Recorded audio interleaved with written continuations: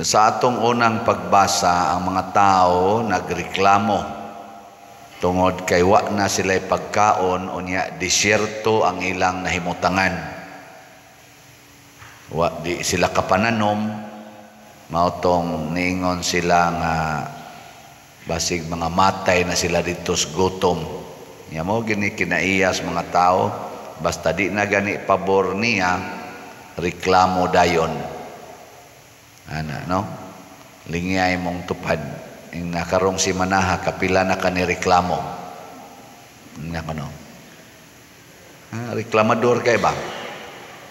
Unya ganig pabor, hilom-hilom lang. Di gyud ka pasalamat sa Ginoo, para nang nakamata pa ka karong buntag. Ngayon uli ni mo, napakay pagkaon. Maglisod tag pasalamat. Ang nasa itong una-una, kuwang. Ana. Pero, kung na gani, negative na gani, reklamo dayon. Muna, ang Ginoo, bisan pa man o gingon ana tagbatasan, tungod kay siya manggihatagon man, nihimo siya og milagro. Gipauwanan sila mga pagkaon o mga karne. Ingod ana ang Ginoo kamaayo. Pero sa atong normal day nga kinabuhi, ang Ginoo dili mo sugot nga kita rin magsigi og dawat sa iyang ihatag. Ang gustos Ginoo, kamao sad tang manghatag. Ngilingay mong tupad. Yung na sige kag panghatag. Ano? Sige pangayo dili manghatag. Na siya. Muna kita din mangayo man ta. Ako sige kong pangayo no, palit mog slot. Pero kanang atong slot sa duwa sa na nako gisod sa akong bulsa ako sa nang gipanghatag. Kinsa may gahuwat aning atong slots karon, ang atong mga gipang-utangan ug ang atong gisaaran nga tukuran og balay. Na muna sa atong ebanghelyo, ang gusto sa Ginoo nga mahimo tang mabungahon, dili ta mahisama adtong tulo ka klase sa yuta. Unsa man tong tulo ka klase sa yuta? Agianan, wa gyud mo bunga ang binhi. Kadtong batuon, awa sad ka bunga. Kadtong sampinitan, awa gyapon ka bunga. Ang gusto sa Ginoo mahimo tang maayong yuta aron ang binhi nga itanom nato mahimong mubunga og katluan, kanuman og gatusan. Aron makapanghatag ta kay di man ta kapanghatag og wa tay bunga. Di ba? We cannot give what we do not have. So kung ang bayabas na imong maagian, pulos ra gyud dahon, malipay ka dili. Tubag. Pero daghan kayong bunga, malipay ka ng bayabasa o dili? Malipay. Nya kun kanang imong kahoy nga naa sa imong tugkaran, bayabas ba, buongon ba, kaymito ba, o lubi, nya di gyud mamunga unsa imong buhaton. Kasagaran gyud putlon, tamnaglain, ilisi ka ng tanumayo, magita kapahimo sana gadako lang punuan ana. Putlon. So kanang tao sad nga dili manggihatagon, unsa man say buhatos Ginoo na? Ang say buhatos Ginoo, putlon og dauban. Sa ato pa kanang wa gyud palit-palit og slot, kaniingon man Ginoo diri kun may dalunggan kamo, paminaw o sa tan ingon din siya ding. Naman tong giingos Ginoo diri. Busa pamati kamo kung kamo dunay dalunggan. Nilain na sang lingi sa imong tupad. Ingna napakay dunggan. Kuya kay na kay dunggan. Waman maingos Kristo wa tay dunggan. Pero ang iyang gipasabot ba, mugamit unta tas atong dunggan pagpamati.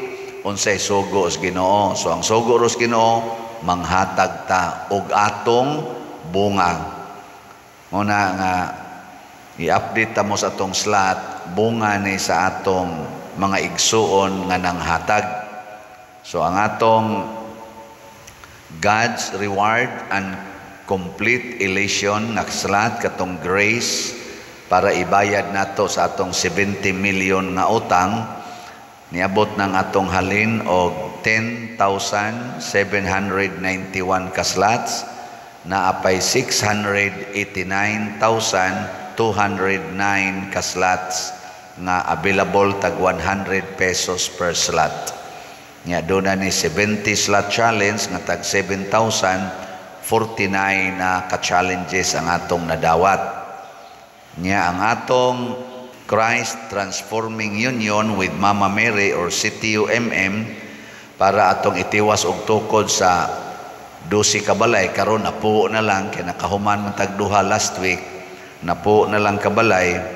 Praise the Lord, na maligya tag 7,000 ka slots as of yesterday, nakahali na tag 7,006 ka slots. So ni sobra og 6, hurot na ang atong slots. Lamat kayo. Mahuman na gid ning 12 ka balay. Nya naapatay 61 slot challenge ani nga tag 6,134 sad ka challenges ang atong nadawat. Nya ang nang-apply natog paayog balay mga duol-duol 200. Nya 61 ra ang atong himuon. So pila pa may wa mahimoe? Pila ka buok? 200 minus 61. Na ay mga 139. So di na lang ko mamaligyag slot, at least mahuman na akong 61, equivalent to my age. Pero ganahan pa mo nga maka tukod-tukod patag additional, pwede rasan mo padag yapon nya inyo lang ingnon, Pader, para ni sa CTUMM. Kay mao naman ni ang kaning CTUMM nga slots nato, mao na ni ang atong title kung maghimo tag mga balay. Pero karong tuiga sad puhon og makaabot pa ko sa akong 62nd birthday, basin og maghimo gyapon tag ingon ani nga kalihukan, di ba? Pero di na lang tamo siguro unsa maroy atong fokusan. Hot do na natog palit ang usa na lang ni kaslat, ang grace. Sus kanindot ka no nga dili ko makatabok pangadto sa Compostela ig August 5, din ako magpasan aning ni ang 70 million. Kanindot ka. Sayon ra gyud kay na kamong tanan nga naminaw karon ako, huna-hunaan na lang daan nga giagda mos Ginoo nga mubunga, mupaambit sa inyong bunga og na kay 100 pesos palit dayog slot. Nya unsaon pagpalit og slot? Hala, ipadala aning atong official information. Tanawan nig maayo ha, atong bank accounts, mao ni atong bank accounts, or anhi ba sa atong GCash, igsip lang sa akong GCash kay napuno na, or ikwarta padala.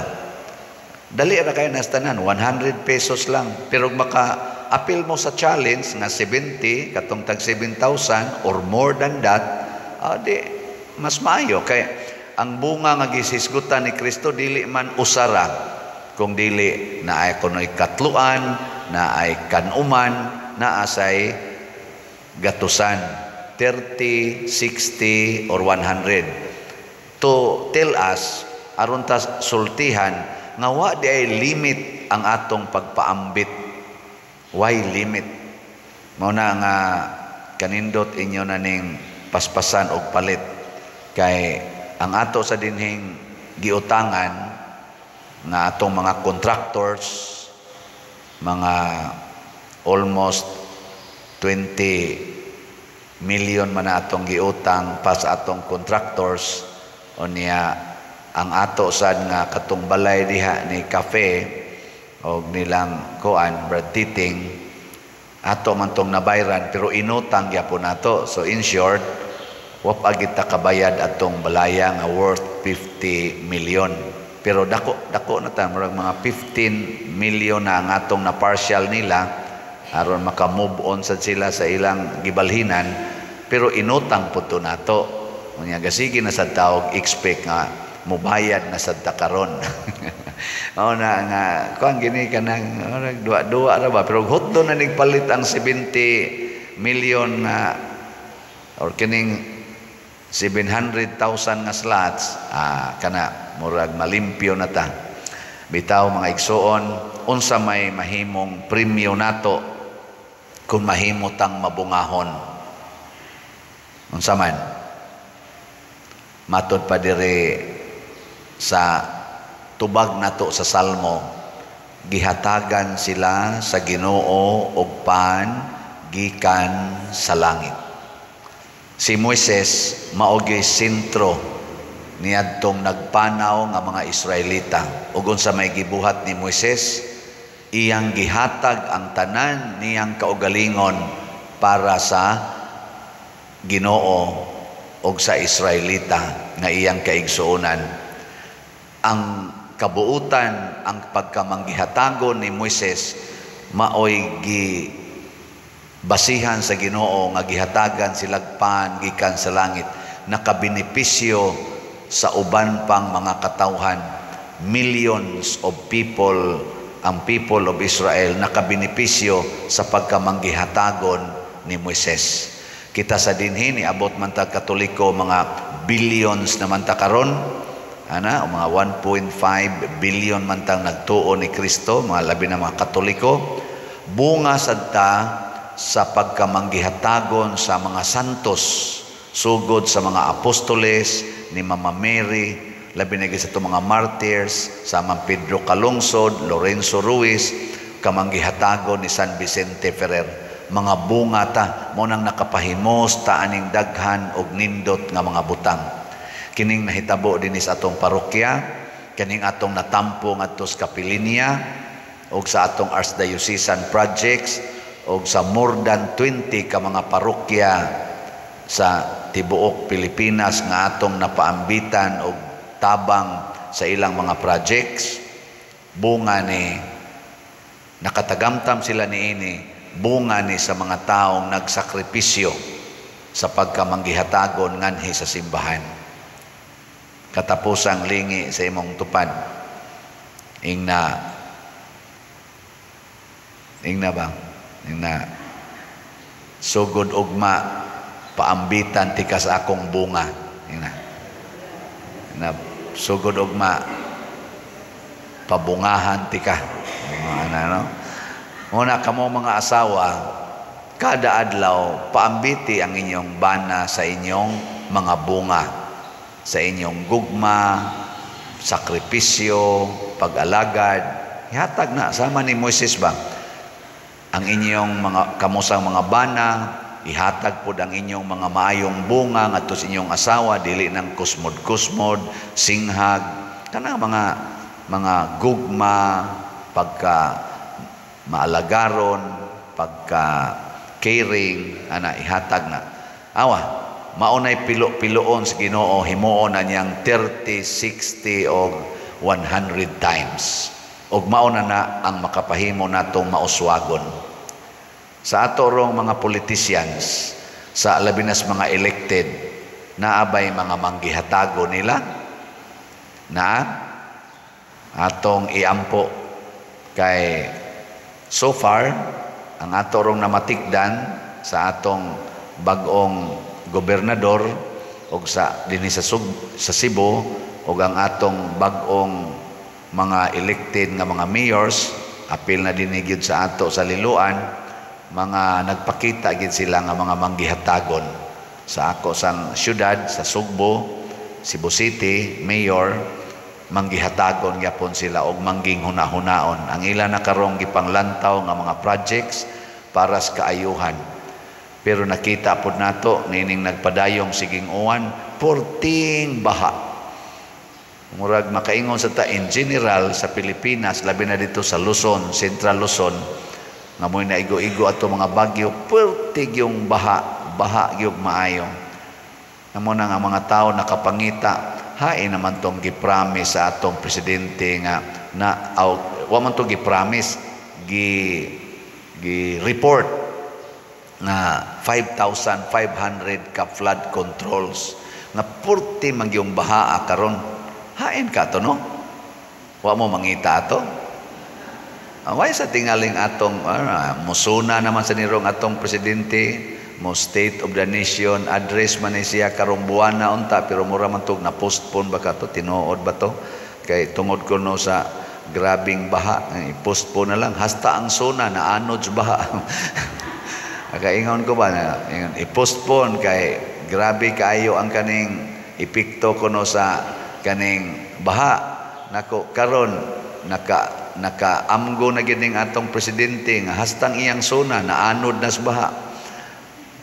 Mao na iampo nato nga kaning ato bang mga elected officials manggihatagon unta dili magsigig manipulate hinuon sa ilang gahom.